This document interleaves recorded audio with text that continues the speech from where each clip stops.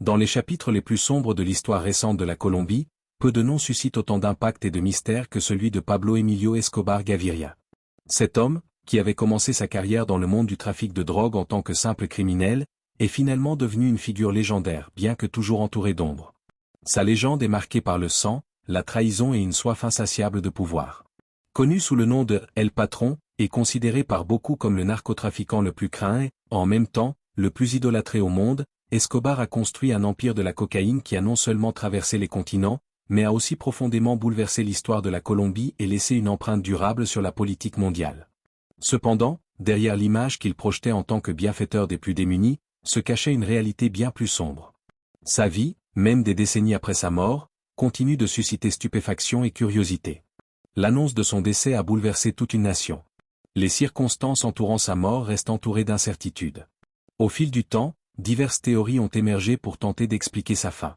Certaines le présentent comme une victime de son propre environnement, d'autres affirment qu'il aurait accepté son destin, et certaines, moins connues, suggèrent même la possibilité d'un suicide. La vérité est que le mystère entourant sa mort n'a jamais été entièrement élucidé. Alors que les versions officielles insistent sur un récit, d'autres voix offrent des versions complètement différentes. En 1991, après des années de traque, Escobar décida finalement de se rendre aux autorités colombiennes. Cependant, son emprisonnement fut loin d'être ordinaire. Grâce à un accord controversé avec le gouvernement, il fut détenu dans un lieu connu sous le nom de la cathédrale, une prison qu'il avait lui-même fait construire sur l'une de ses propriétés privées. À première vue, il semblait que le criminel le plus puissant du pays avait enfin été mis derrière les barreaux. Mais ce qui suivit fut une farce judiciaire sans précédent. La soi-disant prison, loin d'être un lieu de punition, était en réalité un somptueux manoir conçu pour satisfaire tous les caprices du chef du cartel. Le complexe non seulement correspondait à son style de vie, mais était également totalement détaché du concept même d'incarcération. Il ressemblait davantage à une station de luxe, nichée au milieu des montagnes avec des vues à couper le souffle. Dans ce cadre privilégié, Escobar vivait comme un monarque, démontrant que, malgré son emprisonnement supposé, son pouvoir dans le pays restait intact. À l'intérieur de la cathédrale, il bénéficiait de luxe inimaginable pour tout prisonnier ordinaire. Il y avait des terrains de football où ces hommes jouaient comme dans un club privé, de vastes jardins avec des sentiers de promenade, et même des cascades artificielles qui embellissaient le paysage. Pendant ces moments de loisirs, Escobar se détendait dans la tranquillité de la nature environnante tout en planifiant les prochaines étapes de ses opérations criminelles. De plus, il disposait d'une équipe de sécurité personnelle qui garantissait un contrôle absolu sur les lieux. Pendant ce temps, le gouvernement colombien tentait, en vain, de maintenir une façade d'autorité, mais il était évident que le véritable commandement reposait entre les mains d'Escobar. Les forces extérieures n'avaient aucun moyen d'intervenir ou d'empêcher les actions du narcotrafiquant. Depuis l'intérieur de la prison, Escobar continuait de gérer le trafic de drogue comme si rien n'avait changé. Il tenait des réunions avec ses alliés les plus proches, planifiant des opérations illégales en toute liberté. La prison était devenue son centre de commandement, un quartier général à partir duquel il continuait d'administrer son vaste empire criminel. Son séjour à la cathédrale constituait un affront flagrant au système pénitentiaire. Malgré les innombrables crimes dont il était accusé et les innombrables décès qu'il avait causés en Colombie, il vivait dans des conditions privilégiées qui lui permettaient de poursuivre ses activités illicites avec un minimum d'obstacles. C'était comme si l'État lui-même était impuissant face à son influence, qui s'étendait bien au-delà des murs de la prison. Les histoires et les rumeurs concernant les privilèges dont bénéficiait Escobar à l'intérieur de la cathédrale se répandirent rapidement dans tout le pays. La peine supposée qu'il devait purger s'était, en pratique, transformée en une simple mise en scène, incapable de contenir son pouvoir. Il ne se contentait pas de s'entourer de luxe, mais aussi de personnes de confiance, des membres de sa famille, des amis et des associés. Ce cercle restreint ne se contentait pas de lui tenir compagnie, il exécutait également ses ordres. À l'intérieur de ces murs, des réunions étaient tenues pour planifier les futures opérations du cartel, organiser la logistique des expéditions de drogue et renforcer les alliances criminelles. Tout cela se déroulait pendant que le reste du pays vivait sous la peur constante de la violence générée par son organisation. Escobar, même en étant incarcéré, conservait le contrôle total de son empire. Il vivait une vie complètement différente. L'un des aspects les plus frappants de la cathédrale était que, au lieu d'être isolé du monde, Escobar entretenait une communication constante avec l'extérieur. Il avait accès aux lignes téléphoniques, et le lieu était devenu un centre stratégique à partir duquel étaient menés accords, négociations et décisions tactiques. Bien qu'il fût officiellement confiné, Escobar continuait de gérer son réseau de trafic de cocaïne depuis sa forteresse personnelle. Bien qu'il fût techniquement emprisonné, son contrôle restait absolu. Au fil des jours, ceux qui tentaient de démanteler son organisation se sentaient frustrés et impuissants. Le fait que le gouvernement lui permette de vivre dans de telles conditions révélait l'ampleur de la corruption et l'inefficacité du système. Pendant ce temps, les rues de Colombie étaient le théâtre d'une violence généralisée, tandis qu'Escobar continuait de commander depuis sa prison transformée en palais. La cathédrale n'était pas seulement un symbole de la domination d'Escobar sur le pays, mais aussi le reflet de l'incapacité de l'État à contenir son influence. À l'intérieur de ces murs, Escobar restait l'autorité suprême, l'homme qui fixait les règles. Ce lieu de détention fonctionnait en réalité comme une extension de son empire criminel. Et bien qu'on prétendît officiellement qu'il était surveillé, la réalité était tout autre. Le chef du cartel continuait de prendre des décisions cruciales et de coordonner ses opérations depuis sa prison de luxe. Chaque recoin de la cathédrale portait la marque personnelle d'Escobar. Bien que les autorités tentassent de contenir son pouvoir, il semblait toujours avoir un coup d'avance. La situation atteignit un point critique lorsqu'Escobar lui-même commença à se sentir mal à l'aise dans sa détention. Malgré le luxe que lui offrait sa cellule dorée, la véritable menace qui perturbait sa tranquillité était la possibilité d'être extradé vers les États-Unis, quelque chose dont il savait parfaitement qu'il signifierait la fin de son règne. La relation entre Escobar et l'État colombien commença à se détériorer. Ce qui semblait initialement être un accord avantageux pour les deux parties se transforma rapidement en un scénario rempli de tensions, de méfiance et de trahison. Le narcotrafiquant, toujours stratège, était prêt à tout pour garantir sa liberté, même si cela signifiait affronter à nouveau le gouvernement et défier les lois qu'il avait auparavant réussi à manipuler avec tant de facilité. Le lien déjà fragile entre Escobar et les autorités colombiennes atteignit son point de rupture en 1992. Malgré les apparences, il ne perdit jamais le contrôle de son organisation. Sa sagacité restait évidente, même à l'intérieur des murs de la cathédrale. Lorsque la situation devint insoutenable, il comprit que cette détention, qui au départ avait représenté un avantage, ne lui offrait plus ni la sécurité ni la liberté qu'il désirait tant. La pression croissante de l'État et la peur constante d'être extradé vers les États-Unis le poussèrent à prendre la décision la plus audacieuse de sa vie. Au petit matin du 22 juillet 1992, un tournant décisif se produisit dans l'histoire du crime organisé à l'échelle mondiale. Dans une opération planifiée avec une précision chirurgicale, Escobar s'échappa de la cathédrale accompagné de plusieurs de ses hommes de confiance. Profitant du brouillard dense de l'aube, ils réussirent à s'éclipser sans être remarqués, trompant à la fois les gardes et les systèmes de sécurité qui, malgré leur rigueur, ne purent empêcher leur fuite de ce luxueux captivité. La rapidité avec laquelle l'évasion fut exécutée laissa les responsables de sa garde stupéfaits. Personne ne pouvait comprendre comment, sous une surveillance aussi stricte, Escobar avait réussi à s'échapper de prison avec une telle efficacité. Cette fuite porta non seulement un coup sévère aux autorités colombiennes, mais constitua également une démonstration claire de défi envers le système judiciaire. Fidèle à son style, il agissait selon ses propres règles et cette fois ne fit pas exception. Alors que l'État se mobilisait en urgence pour le capturer, Escobar avait déjà disparu dans les montagnes et la végétation dense entourant la prison. Sa trace se perdit dans la nature sauvage, laissant les forces de sécurité complètement désorientées. La récompense pour sa capture fut rapidement annoncée, 2,7 milliards de pesos pour toute information menant à Escobar, et 100 millions pour chacun des autres fugitifs, Jairo Velázquez, Luis Carlos Aguilar, Otoniel de Jesus González et Brans Muñoz Mosquera. Des lignes téléphoniques furent ouvertes dans tout le pays avec la promesse d'une confidentialité absolue. À Bogota, Medellín et dans d'autres villes, des numéros et adresses spéciaux furent mis à disposition pour recevoir des informations sur sa localisation. Avec une ironie presque palpable, l'homme le plus recherché du monde, celui-là même qui avait régné dans l'ombre d'une main de fer et avait à plusieurs reprises devancé les autorités, était de nouveau en fuite. Mais cette fois, son évasion n'était pas simplement un acte de survie, elle marquait le début d'une phase encore plus violente dans l'histoire du trafic de drogue en Colombie. L'évasion de la cathédrale déclencha une nouvelle guerre, une confrontation implacable entre Escobar et le gouvernement. Dans les jours qui suivirent sa fuite, le chef du cartel, avec son ingéniosité inébranlable et son réseau d'alliés, commença à reconquérir du territoire. Il jouissa de sa capacité à se déplacer dans le secret et du soutien de ses fidèles pour rester en avance sur ses poursuivants. Cependant, le paysage n'était plus le même. À la menace constante de l'État colombien s'ajoutait désormais un danger encore plus grand, les anciens alliés d'Escobar. Pendant des années, il avait été la figure centrale du cartel de Medellín. Cependant, les temps avaient changé. Ses partenaires qui partageaient autrefois sa vision et sa richesse commençaient à s'éloigner. La lutte acharnée pour le contrôle du trafic de drogue, notamment avec le cartel de Cali, devenait de plus en plus intense. Escobar n'était plus seulement un ennemi du gouvernement colombien, il était également devenu une menace pour d'autres figures majeures du trafic de drogue. Des alliances qui semblaient autrefois solides et indestructibles commencèrent à s'effondrer. Certains dirigeants du cartel de Cali, voyant une opportunité de prendre le contrôle total du commerce de la cocaïne, commencèrent à comploter pour éliminer Escobar, craignant que son retour au pouvoir ne représente une menace directe pour leur suprématie. L'évasion du narcotrafiquant déclencha également un conflit interne au sein des organisations criminelles, en particulier avec le cartel de Cali, qui commença à prendre des mesures concrètes pour l'affronter.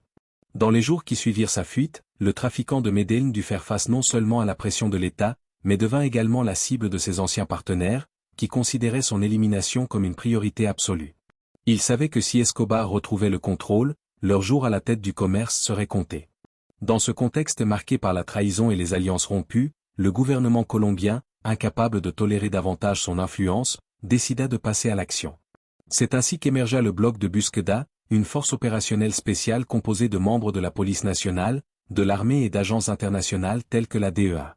La mission était claire, localiser et démanteler l'empire d'Escobar, mettant ainsi fin à son règne de terreur une bonne fois pour toutes.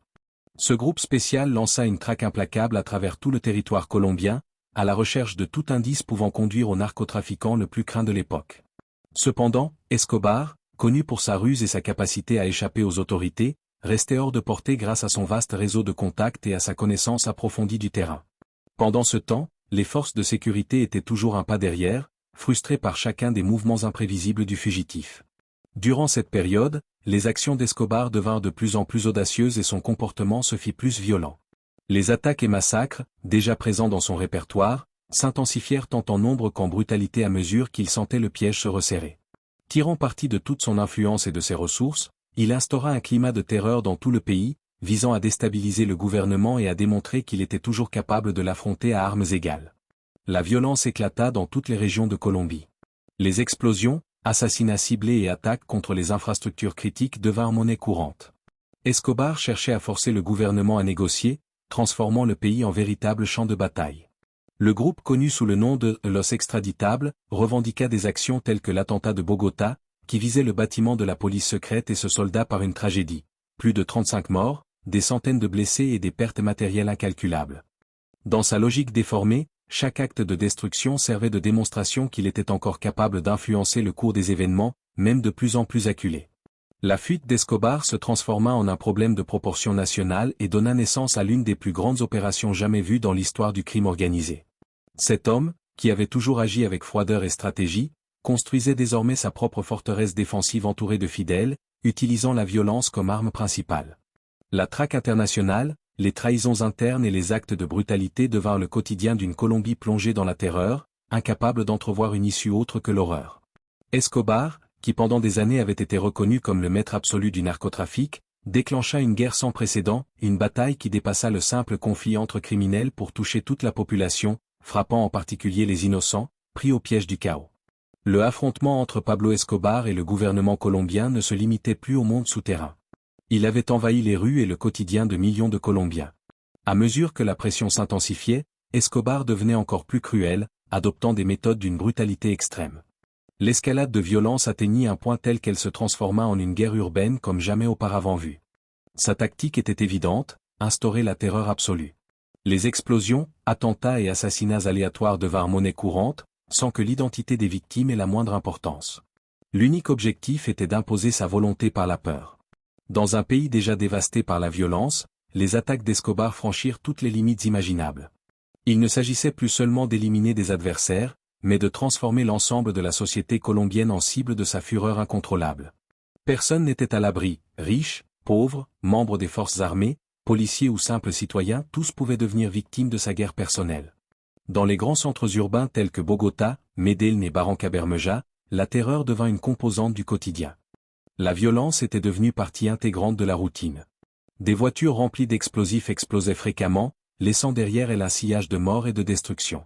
Il n'était pas rare que, en une seule journée, plusieurs détonations se produisent, chacune plus dévastatrice que la précédente. Le bruit de ces explosions restait gravé dans l'esprit des habitants, qui vivaient dans la peur constante que le prochain attentat les frappe, eux ou leurs proches. La population comme les autorités ne parvenaient plus à comprendre la logique derrière cette succession d'attaques. Tandis que les citoyens s'efforçaient de maintenir une apparence de vie normale, Escobar, obsédé par le contrôle de tout ce qui l'entourait, plongea le pays dans un climat de terreur qui effaça toute trace de normalité. Ce qui avait commencé comme une lutte pour préserver son pouvoir sur le trafic de cocaïne se transforma en un scénario presque apocalyptique, où la frontière entre vivre et mourir devenait pratiquement invisible. Escobar, comme une divinité vengeresse, ne faisait aucune distinction. Il ne séparait pas ceux qui l'affrontaient directement de ceux qui étaient simplement des victimes collatérales de sa fureur démesurée. Sa campagne de terreur ne se limitait pas aux autorités, juges ou policiers, elle frappait également la population civile, prise au piège au milieu du conflit entre l'État et les cartels. Le nombre de morts était alarmant. À Medellín, l'un des bastions les plus importants du narcotrafiquant, une seule attaque fit 19 victimes. À Bogota, la capitale du pays, le bilan fut encore plus tragique, 39 vies perdues. Mais derrière ces chiffres froids se cachaient des histoires réelles de souffrance, des familles détruites, des communautés plongées dans la douleur et le désespoir. À Barrancabermeja, un autre attentat coûta la vie à 16 personnes supplémentaires. Ces épisodes cessèrent d'être des incidents isolés pour devenir une sombre routine. C'était comme vivre dans un cauchemar permanent. Les Colombiens portaient chaque jour la peur de devenir un simple chiffre dans le compte macabre des victimes d'Escobar. Le plus effrayant dans cette vague de violence était qu'il n'imposait plus aucune limite. Pour Escobar, tout l'appareil étatique colombien était un ennemi à détruire. Et dans son esprit, il n'y avait plus de place pour la trêve ou la négociation. Poussé par un ego surdimensionné et une soif insatiable de pouvoir, il voulait prouver que personne, ni le gouvernement, ni le système judiciaire, ni les citoyens ordinaires n'étaient hors de sa portée.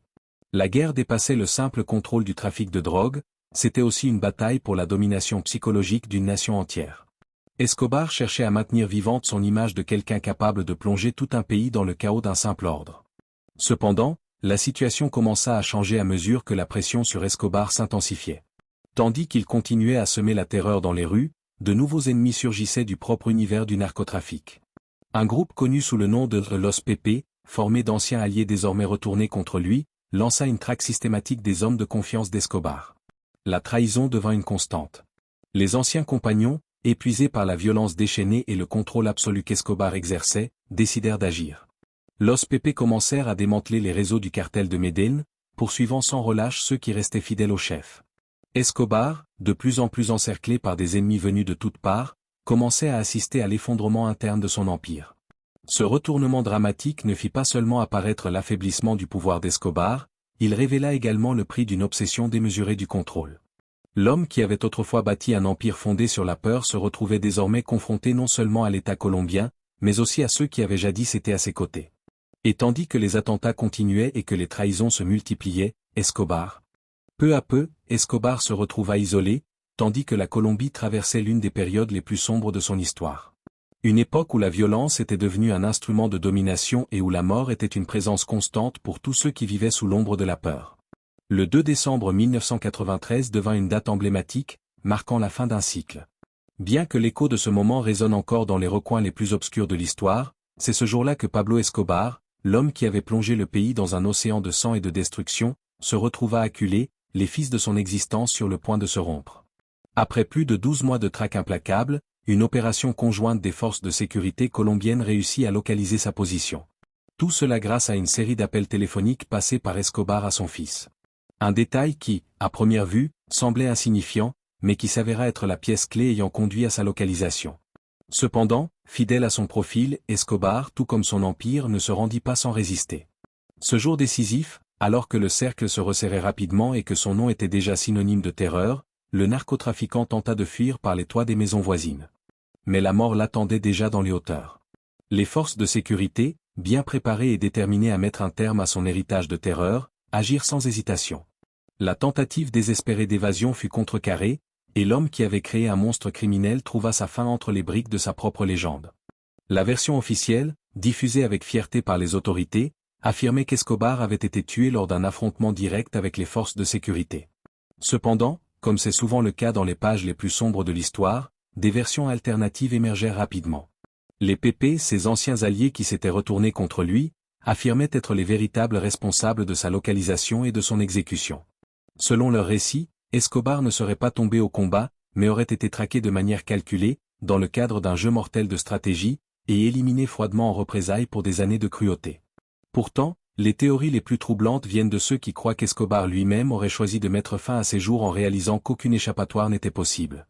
Son fils raconta que son père lui avait enseigné comment se suicider, avertissant de ne jamais viser la bouche, le front ou la tempe, car ses tirs pouvaient dévier et ne pas causer la mort. Pour lui, le seul point sûr était l'oreille droite, ce qu'il aurait confirmé avec des médecins. Et c'est précisément à cet endroit que fut retrouvé le tir fatal. De plus, ce jour-là, Escobar rompit avec son comportement habituel, il utilisa le téléphone à plusieurs reprises, ce qu'il n'avait pas fait depuis plus d'une décennie. Selon son fils, ces appels n'étaient pas de simples coïncidences, il voulait être localisé. Serait-il possible que l'homme qui n'avait jamais montré la moindre peur face à l'État, pas même face à la mort, ait finalement succombé au poids du désespoir? Dans une nation marquée par les mythes et les légendes, beaucoup croient qu'Escobar n'a pas été capturé, mais qu'en voyant son empire s'effondrer comme un château de cartes, il a décidé de prendre le contrôle de son propre destin. Des rumeurs suggèrent même que son corps aurait été retrouvé dans une position indiquant un acte délibéré, un suicide commis avant que les autorités ne puissent l'atteindre. Différentes versions ont été diffusées, mais aucune n'a réussi à éclaircir de manière définitive ce qui s'est réellement passé dans ces derniers instants. La seule certitude est que, ce 2 décembre 1993, une figure gigantesque disparut. Et à sa place naquit un mythe qui perdure jusqu'à aujourd'hui. L'image de Pablo Escobar, connu sous le nom de El Patron, reste profondément ancrée dans la mémoire collective des Colombiens et dans l'imaginaire populaire.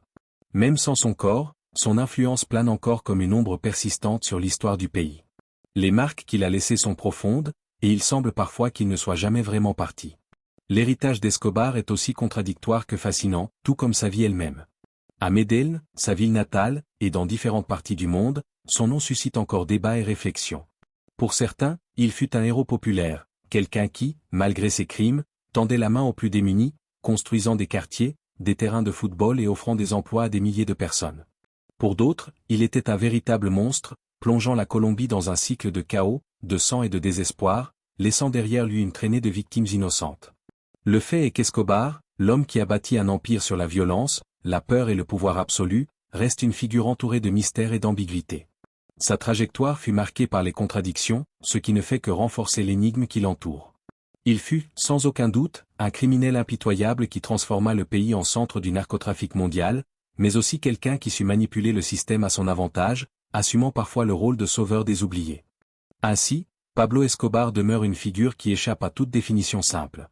Il ne correspond pas pleinement à la catégorie de héros, mais ne peut pas non plus être réduit à celle de vilain. Aujourd'hui, son image reste vivante dans la culture populaire, non seulement en Colombie, mais dans le monde entier. Documentaires, séries et livres continuent d'explorer sa trajectoire, révélant des facettes cachées de son emprise et alimentant la légende qui, pour le meilleur ou pour le pire, n'a jamais complètement disparu. Escobar, l'homme qui osa défier les lois, affronter les gouvernements et même se moquer de la mort elle-même, reste une énigme indéchiffrable. Une figure qui a dépassé les limites du réel pour se transformer en partie de la mythologie contemporaine. Bien que son corps ne soit plus présent, son influence persiste comme un mystère latent, un héritage qui évoque non seulement le sang et le pouvoir, mais aussi les profondes contradictions de quelqu'un qui, jusqu'à la fin, a agi dans l'ombre. Ainsi, même après sa disparition, le mythe entourant Escobar demeure intact, résonnant dans les recoins les plus sombres de la mémoire collective. Et il nous laisse avec une question qui continue de vibrer, qui fut réellement Pablo Escobar? Un homme qui, à l'instar de son propre empire, finit par être vaincu par les forces qu'il avait contribué à ériger? Ou une légende née au cœur de la mort et du chaos, qui continue jusqu'à aujourd'hui à nourrir le mystère d'une histoire sans dénouement?